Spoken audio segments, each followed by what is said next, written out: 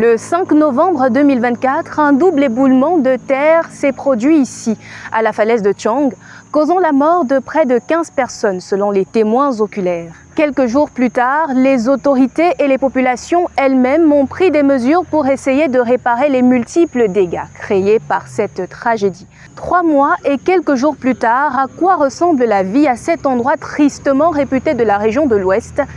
Élément de réponse dans ce reportage. Cet ancien marché de vivres, situé à quelques mètres de la falaise de Tchang, était très animé avant le drame du 5 novembre 2024. Depuis, plus aucun commerçant n'a osé y revenir par peur d'y trouver la mort. Plus on se rapproche de la falaise, plus le décor devient effrayant et l'atmosphère lourde, témoignant à suffisance de la violence du tragique incident et du danger qui hante encore les lieux.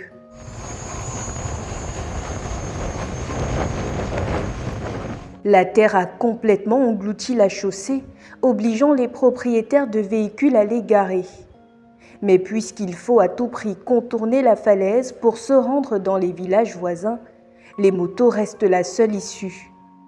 Elles doivent alors emprunter cette route étroite créée pour la circonstance par les villageois. Les multiples virages, les pierres et les flaques d'eau rendent le trajet périlleux. Les motomènes les moins aguerris tombent à la première occasion.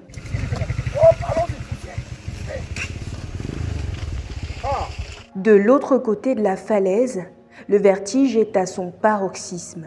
Pour nous, impossible de marcher sans craindre de chuter. Autant de faits dont Roger avait entendu parler avant de repasser ici pour la première fois depuis l'éboulement. Je contournais le côté depuis que le drame est arrivé. Il a fallu que je passe aussi ici aujourd'hui pour voir exactement ce qui est arrivé. Ah oui, puisque j'ai aussi des membres encore dans ce sol, que la terre avait fermé. Nous avons fait des deuils même sans eux. On n'a pas pu retrouver le corps, c'est encore là. Bon, c'est arrivé comme ça. Il fallait automatiquement que je passe ici aujourd'hui pour voir exactement ce qui était arrivé ici. On me dit, j'avais dit que je ne passerai pas, mais il dit aujourd'hui que je vais passer et voir. Ah oui. Oui. Comme lui, ils sont nombreux à revenir régulièrement ici pour refaire le deuil. Cette catastrophe a eu d'autres conséquences, notamment l'interruption des transactions entre les extracteurs de sable qui travaillent de l'autre côté de la falaise et les clients résidant à Tchang. Mais est-ce que c'est une activité qui rapporte quand même? Ça rapporte très bien même. Le problème, c'est la route qui s'est coupée au niveau de la falaise. C'est là où aujourd'hui nous sommes en stand-by. Plus rien ne marche. On jongle aussi comme ça pour marcher.